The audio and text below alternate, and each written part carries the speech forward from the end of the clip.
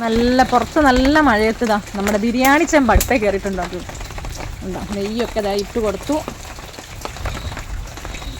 നെയ്യുടെ കൂടെ കുറച്ച് വെളിച്ചെണ്ണ കൂടെ ചേർത്ത് കൊടുക്കണ്ട കേട്ടോ. പട്ട, ഗ്രാമ്പൂ, ഏലക്ക, പെരുംജീരകം ഇതാ ഇത്ര. ക്യാരറ്റ് കട്ട് ചെയ്ത് ഇട്ട് കൊടുത്തു. നമ്മൾ ക്യാരറ്റ് അല്പം വഴന്നു വന്നപ്പോഴത്തേക്കും അതിലേക്ക് അരിഞ്ഞ് വെച്ച് സവോള ഇട്ട് കൊടുത്തു. ഇനി നന്നായിട്ടങ്ങ് വഴറ്റിയെടുക്കും.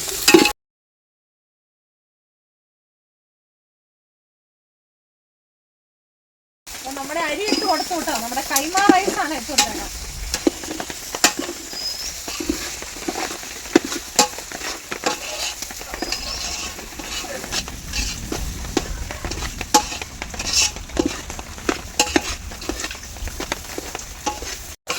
നമ്മളിത് റൈസ് ഇട്ട് ഇളക്കിക്കൊണ്ടിരിക്കും കേട്ടോ. 5 മിനിറ്റ് ഇങ്ങനെ ഇളക്കി കൊടുക്കണം. ഇതിന് ശേഷം തിളപ്പിച്ച വെള്ളം ഒഴിച്ചു കൊടുക്കുക കേട്ടോ. 1 കപ്പിന് 1.5 കപ്പ് എന്ന കണക്കിലാട്ടോ ഇതാ വെള്ളം എടുത്തേക്കണത്. നാരങ്ങ നീര് ചേർത്ത് കൊടുത്തു. ആവശ്യത്തിന് ചേർത്തോളുക. ദെൻ ഉപ്പിട്ട് കൊടുക്കുക. ആവശ്യത്തിന് ഉപ്പ് ഇട്ട് കൊടുക്കുക. നന്നായിട്ടൊന്ന് ഇളക്കിയിട്ട് മൂടി വയ്ക്കണം. പുറത്ത് നല്ല മഴ പെയ്യും കേട്ടോ. നല്ല ഇടിയും മഴയായിരുന്നു ഇതാ. അപ്പം ഞങ്ങളിതേ ബിരിയാണി ചെമ്പും കാത്തിരിക്കുവാണ്. അതുകൊണ്ടോ അതൊന്ന് വെന്ത് കിട്ടേണ്ട താമസം. എന്നാൽ ഞങ്ങളിവിടെ വെയിറ്റിംഗ് ആണത്. കട്ട വെയിറ്റിംഗ്. ബിരിയാണി ചെമ്പിൻ്റെ അടപ്പൊക്കെ ഒന്ന് മാറ്റണം. നമ്മൾ വെള്ളമൊക്കെ വറ്റി ഇതാ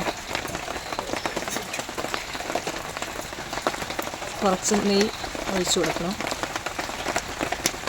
ഇന്ന് പതിയെ ഇളക്കിയിടണം.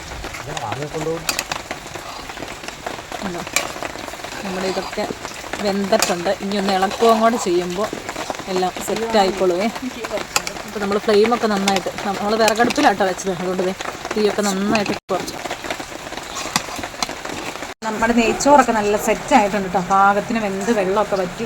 ഇതിലേക്ക് കാഷ്യൂനട്ടും മുന്തിരിങ്ങയും നമ്മുടെ സവോളയൊക്കെ ഫ്രൈ ചെയ്ത് വെച്ചേക്കണം. നമ്മുടെ ഇട്ട് കൊടുക്കുക. എന്നാൽ മേളിലൊരു ഡെക്കറേഷൻ.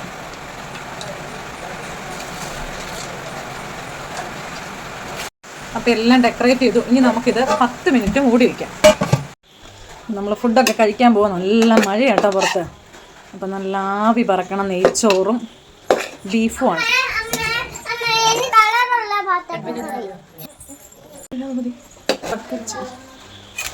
മതി മതി മതി. എഡ്വിനെ എങ്ങനെയുണ്ടടാ നെയ്ച്ചോറും ബീഫും? അടിപൊളിയാണോ? കാട് കിട്ടാനിട്ട് നീ എന്തേ പറയാത്തെ?